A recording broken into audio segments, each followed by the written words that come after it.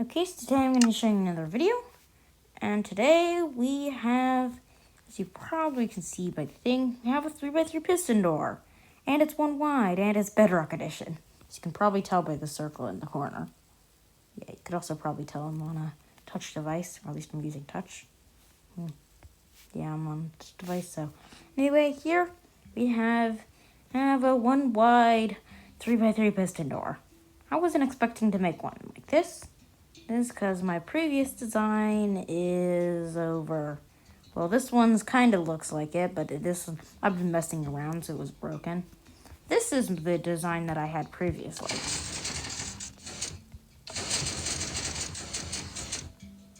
This is our new design. It kind of looks bulky because of the fact it's one wide, but the sides are pretty large. There's not much I could do about that that are in the circuit, so.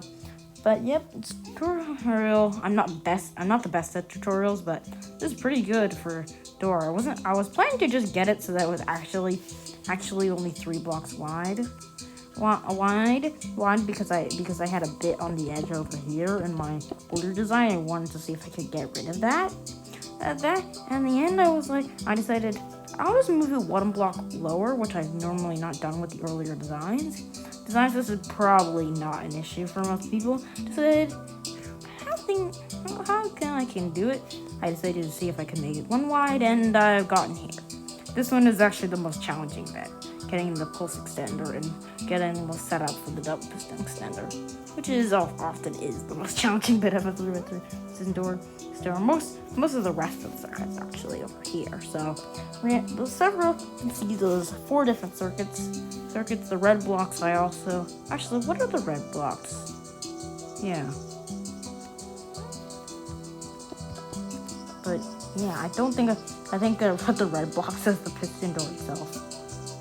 So we have orange circuit, which is the wiring itself. We have yellow circuit, which is actually one of the smallest circuits. I'm gonna replace that with a yellow block. I think that broke something. Oh, definitely. The entire thing activated. So yeah, that's a combo of the closing. That's the combo of the closing sequence as well as the first part of the opening sequence. And then that's all enclosed, and then we have the blocks of the piston door, all in red. So I guess we'll do a yellow, because this will be pretty useful. I can see because it's tiny. Although it does use a lot of transparent blocks here. I'm pretty sure a lot of them have to be glass blocks. So, and of course, it uses a lot of observers and hopper too. I don't actually know what you can replace that hopper with. It might be a good idea to do some testing, because I know dropper and the dropper, dispenser, and redstone lamp can all be used there. Used there as they give redstone updates like that too. But some of them pretty much all of them take delays. I don't know if the hopper does, so I'll have to do some testing to see if it works, and test it multiple times because of Bedrock. Because of some issues in Bedrock, circuits don't always work. Some circuits may work sometimes, but not always. Because of update piston issues. I'm guessing it's just update order chain is more random emission that causes circuits to do different things. So either way, this is my most recent thing, and it's pretty good. And in fact, there's several holes. It's really decently defined. The only part that I don't like is that extra bit, but there's pretty much nothing I can do about it. So yeah, it's pretty well defined, but it's also pretty whole. It also has a lot of gaps in it, so that's interesting. So you can slot through a lot of spaces. So either way, that's my current design, and let's go over it.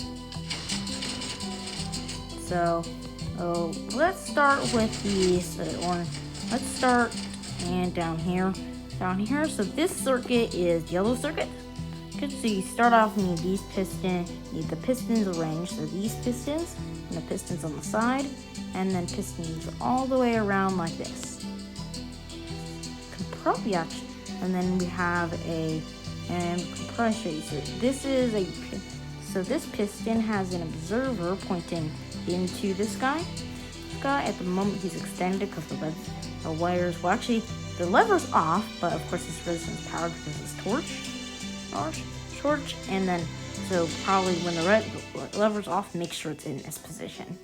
I think it might break if it's in different positions.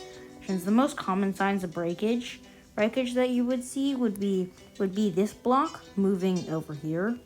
Here, i.e. this section has been pushed away, and or one of these blocks is all the way up here. Those are the two main signs of breakage I've seen in 3x3s. These, at least in my designs, probably. And then one of the other things is that when I'd been making it, I had an earlier design which had a piston going up and down over here. And it also had a breakage where it pushed up all of these things, even though that thing wouldn't have worked anyway. So it was more of me trying out things. So then we have yellow circuit. So basically we have a redstone line, 3 blocks long, goes up a block here, and then 2 glass blocks.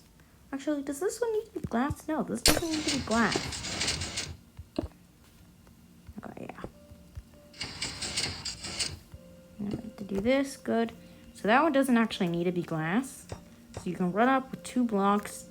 These don't need to be glass or solid. Solid, you can just leave them as regular blocks. This block, it doesn't care. These 2 blocks need to be solid blocks. And then of course we have an observer, which is facing upward into this block, with a 4-tick repeater facing into this block, which is powering this piston as well as this hopper, which is right under it. It doesn't really matter where the hopper is placed into. That doesn't matter. It's just the observer detects the hopper being powered when the thing is activated. Then if we go up to orange circuit, so we have an orange block here, which has the lever. You can probably place the lever on any portion on this area with powering any one of these redstone things, and you probably are able to mess around these, but don't change the delay on these too much, as it might affect the timings on this one, as this one is activated as a circuit, so it kind of goes around like this. And then as we go up, it goes like a loop like this, so it has a normal block, then 2 blocks to transport the redstone.